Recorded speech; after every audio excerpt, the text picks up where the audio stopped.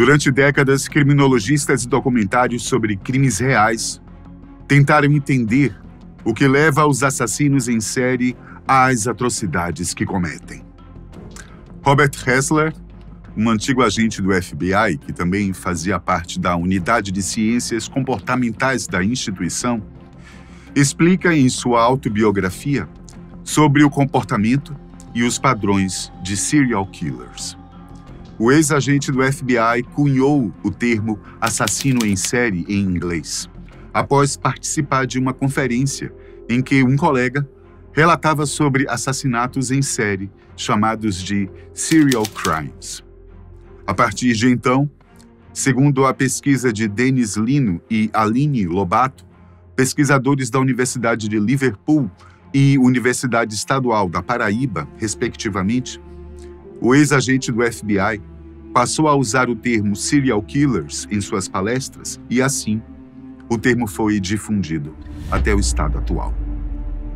No entanto, segundo o artigo publicado pela dupla de pesquisadores, os assassinos em série surgiram muito antes, desde o século XIX, com casos famosos que se espalharam no imaginário popular.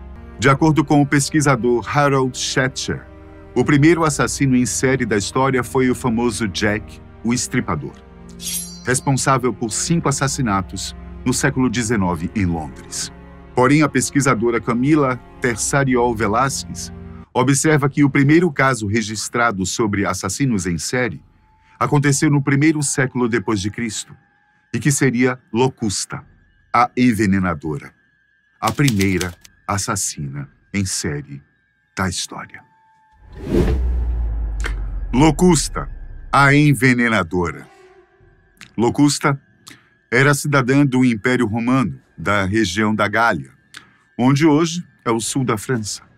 E por mais que a data exata de seu nascimento seja uma incógnita, estima-se que ela nasceu em meados de 20 anos depois de Cristo. Durante a juventude, a moça trocou os campos da Gália, onde passava os dias aprendendo a manipular plantas, para criar remédios e venenos na capital romana. Após se mudar para o centro do Império Romano, Locusta se tornou uma especialista em envenenar pessoas por encomenda. Sobre o primeiro serial killer de todos os tempos, você decide quem seria: Locusta ou Jack, o famoso Estripador?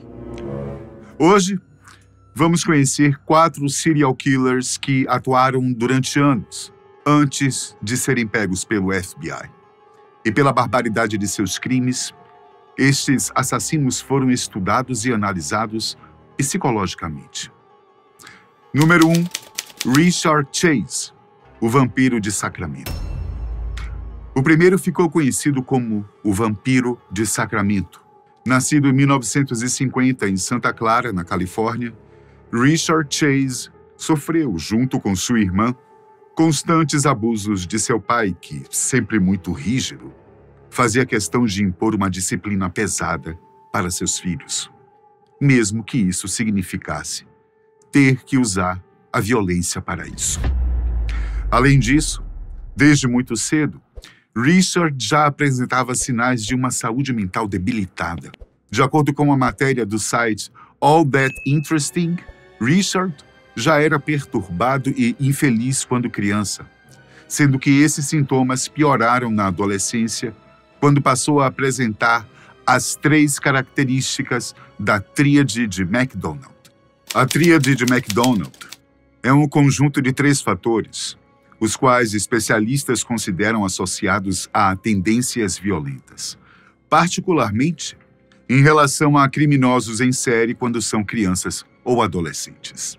A tríade foi proposta pela primeira vez pelo psiquiatra John Marshall McDonald, em um artigo intitulado The Threat to Kill, ou A Ameaça de Matar, em livre tradução, que foi publicado no American Journal of Psychiatry, em 1963.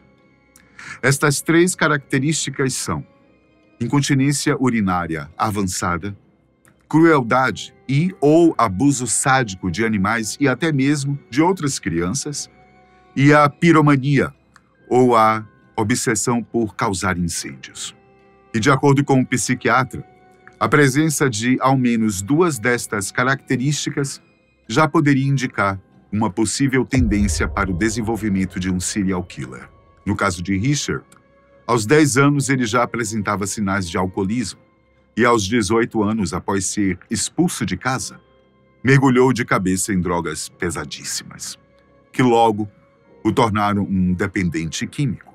O rapaz logo foi internado em um hospital psiquiátrico, já que paranoias e alucinações se tornaram algo constante em sua vida. Nesta época de internação, Richard recebeu o apelido de Drácula, pois pacientes diziam que ele matava coelhos para beber seu sangue. O rapaz acabou sendo diagnosticado com esquizofrenia paranoide e teve que passar por uma bateria de tratamentos com drogas psicotrópicas. Ele acabou sendo liberado tempos depois sob custódia de sua mãe, porém não havia nada legalmente que o obrigasse a ficar com ela.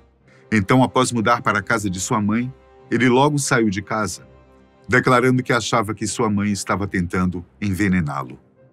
Morando sozinho, elevou seus níveis de insanidade, acreditando que precisava de sangue para sobreviver, já que sem isso, acreditava que seu corpo se desintegraria. Assim, começou a matar animais pela vizinhança.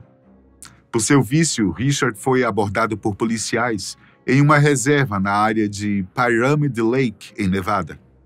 Na ocasião, seu corpo estava coberto de sangue e um balde com um órgão foi encontrado na parte de trás de seu carro. De acordo com o jornal New York Daily News, logo as autoridades constataram que tudo aquilo pertencia a uma vaca e liberaram o rapaz sem que nenhuma acusação fosse apresentada. Porém, logo, os animais não seriam mais o suficiente para saciá-lo. É aí que começam os crimes horrendos. Sua primeira vítima foi Ambrose Griffin, em 29 de dezembro de 1977. Richard estava frustrado e solitário após passar o Natal sozinho, sem a atenção da família. Com isso, se deparou com Ambrose Griffin, de 51 anos, que ajudava sua esposa a carregar alguns mantimentos. O rapaz simplesmente sacou uma pistola de calibre 22 e atirou contra o peito de Griffin, e assim começava a obsessão de Richard como um verdadeiro serial killer. Com o tempo, segundo algumas reportagens sobre o vampiro de Sacramento, Richard desenvolveu o hábito de invadir casas alheias, onde as bagunçava, urinando e defecando no chão. Em 78, outro caso chamou a atenção pela crueldade e violência do crime. O assassino entrou na casa de Teresa Walling, que estava grávida, e deu 3 tiros na mulher. Em seguida, esfaqueou e cortou seus órgãos para beber o sangue da vítima. Apesar da brutalidade, posteriormente cometeu um crime ainda mais macabro. No mesmo ano, pouco tempo depois, Richard Chase encontrou a porta de Evelyn Miroth destrancada. Em sua casa, além dela, estava seu filho de 6 anos, chamado Jason, um amigo chamado Dan Meredith e seu sobrinho com aproximadamente 1 ano de idade. O amigo de Evelyn levou um tiro na cabeça quando estava no corredor, morrendo na mesma hora. A mulher e seu filho foram encontrados em um dos quartos da casa. O menino havia sido baleado 2 vezes na cabeça e sua mãe vítima de canibalismo praticado pelo vampiro megalomaníaco. O bebê só foi encontrado meses depois, decapitado atrás da igreja. Após esse crime bárbaro, a polícia coletou as digitais do assassino em série por toda a casa de Evelyn e logo invadiu a casa de Richard. Nessa apreensão, a polícia se deparou com vários utensílios manchados de sangue, além de um caderno onde o serial killer anotava todos os seus assassinatos, seguido das datas dos crimes. Após 5 meses de julgamentos, o vampiro de Sacramento foi considerado culpado de 6 acusações de assassinato e condenado à morte por câmara de gás. Porém, Richard acabou estocando os medicamentos ansiolíticos que lhe eram oferecidos pela equipe da prisão e acabou provocando uma overdose fatal. Ele foi encontrado morto em sua cela no dia seguinte, ao Natal de 1980. O Anjo da Morte, Orville Majors. O segundo caso que vamos comentar é do chamado Anjo da Morte, como ficou conhecido o enfermeiro Orville Lynn Majors. Nascido em 1961 em Linton, uma pequena cidade ao sul da provinciana Terre Haute, no estado de Indiana, próximo à fronteira de Illinois, ele era filho de um minerador de ferro e foi inspirado a se tornar enfermeiro depois de cuidar de sua avó doente em sua adolescência. De acordo com alguns amigos de infância e juventude, ele era um cara muito simpático que estava sempre rindo e fazendo as pessoas se sentirem melhor. Em 1989, depois de se formar na Escola Memorial de Enfermagem Prática de Nashville, Majors voltou para a Indiana e começou a trabalhar no Hospital do Condado de Vermilion em Clinton, 80 quilômetros ao norte de sua cidade natal.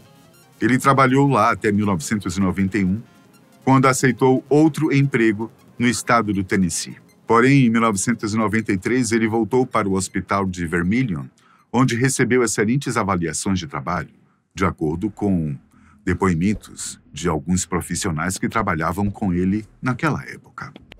Assim, Orville Lynn Majors tornou-se um dos enfermeiros mais populares nas instalações de 56 leitos no hospital.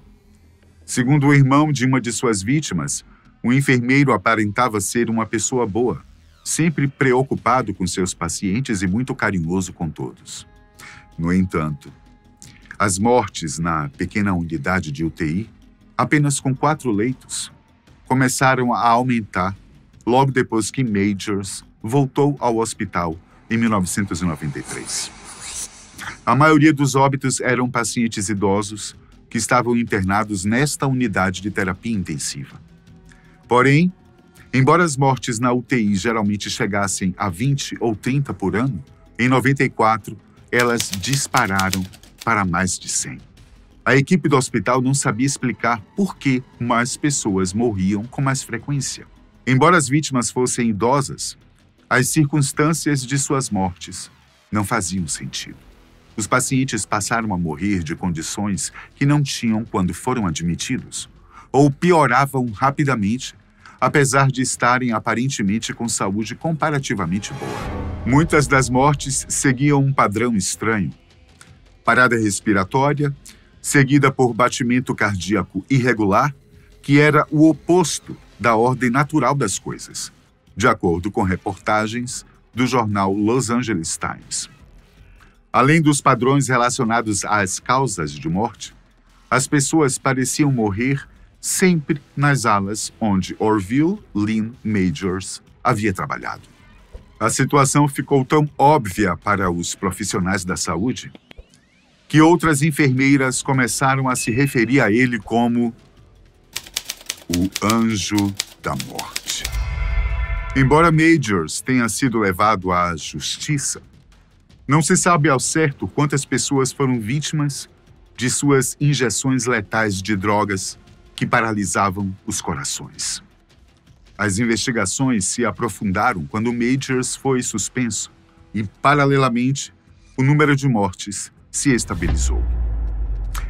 As autoridades então partiram com um mandado de busca em sua casa e encontraram cloreto de potássio em suas dependências. Ele usava uma injeção para aplicar esse veneno nos pacientes.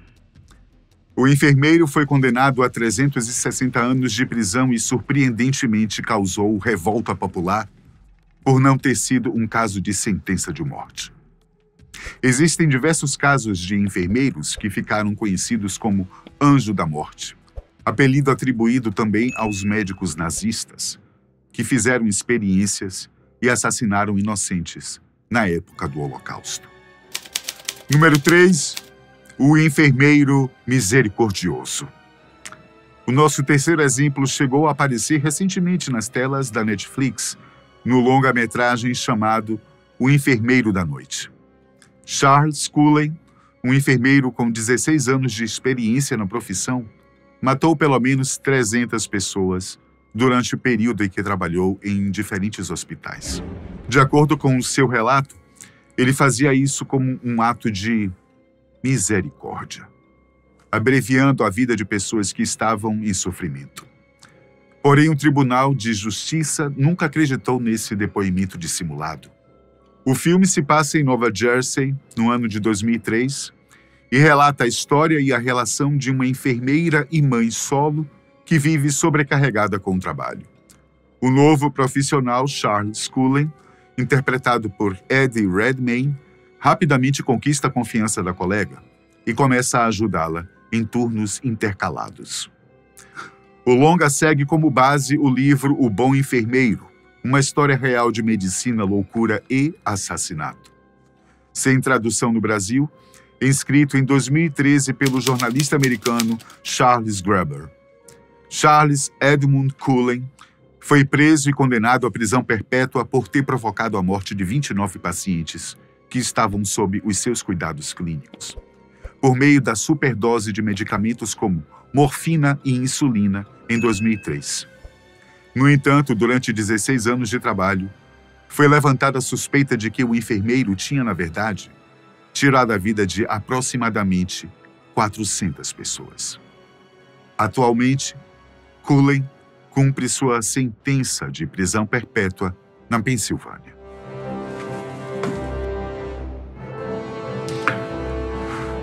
Número 4. Jeffrey Dahmer, o canibal de Milwaukee.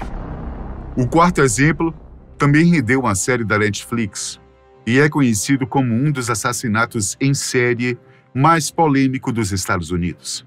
Dahmer foi condenado pelos atos criminosos que envolviam violência sexual, mutilação, canibalismo e necrofilia em 17 homens e garotos.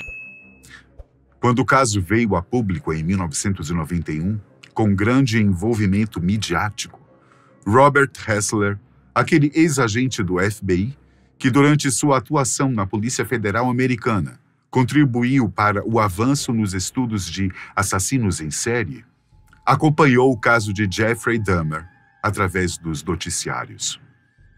Através da criação de perfis psicológicos, o agente contribuiu com várias gerações de detetives que tiveram seu trabalho facilitado na hora de identificar casos como o de Jeffrey Dahmer. Dessa forma, Ressler foi requisitado quando o julgamento do serial killer começou e ele foi contatado tanto pela defesa quanto pela acusação de Dahmer. Segundo Ressler, os advogados do caso queriam uma consulta especializada nas investigações. E, para surpresa de todos, o ex-agente do FBI escolheu o lado de defesa de Jeffrey Dahmer. No entanto, ele justificou que jamais deporia a favor do serial killer.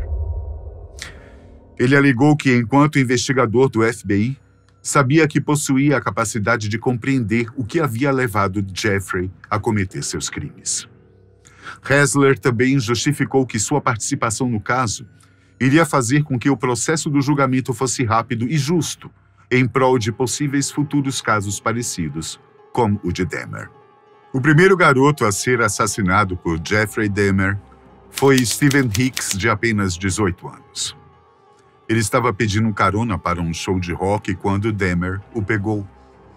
O assassino convidou a vítima para tomar cerveja em sua casa, mas, com um golpe na cabeça do rapaz, o apagou. E em seguida estrangulou sua vítima até a morte. As reportagens confirmam que o delinquente masturbou-se em cima da vítima, dissecou o corpo e enterrou os restos mortais em uma cova rasa em seu quintal, para depois dissolver o corpo em ácido e se desfazer dos ossos do seu primeiro assassinato. Segundo os relatos dos mais próximos de Jeffrey, desde criança o menino se interessava por animais mortos, mais especificamente a parte dos ossos. Ao perceber o interesse do filho, seu pai lhe mostrou como branquear e preservar ossos de animais. E Dahmer começou a coletar atropelamentos para que pudesse dissecá-los e adicionar mais ossos à sua coleção. Além disso, ele também colecionava insetos e esqueletos de pequenos animais como esquilos. Na adolescência, ele assumiu interesse por outros rapazes, porém, algo chamou a atenção de forma não convencional. Quando o jovem assumiu que tinha fantasias sobre como dominar um parceiro masculino submisso. No final dos anos 80, Jeffrey Dahmer cometeu seu segundo assassinato. Um homem que ele levou para um motel. Nessa época, o serial killer morava com a sua avó. No entanto, ela pediu para que ele se mudasse, em razão do seu hábito de bebedeira e de levar jovens tarde da noite para sua casa. Em outubro de 1987, Dahmer atraiu James Doc Stator, de apenas 14 anos, para o porão de sua avó, prometendo-lhe pagar $50 para o rapaz posar para fotos. O mesmo ocorreu com Richard Guerreiro, de 22 anos. Ele o conheceu do lado de fora de um bar e lhe ofereceu $50 para voltar para casa com ele. O assassino se mudou para um apartamento em Milwaukee, onde continuou a atrair, matar e desmembrar suas vítimas.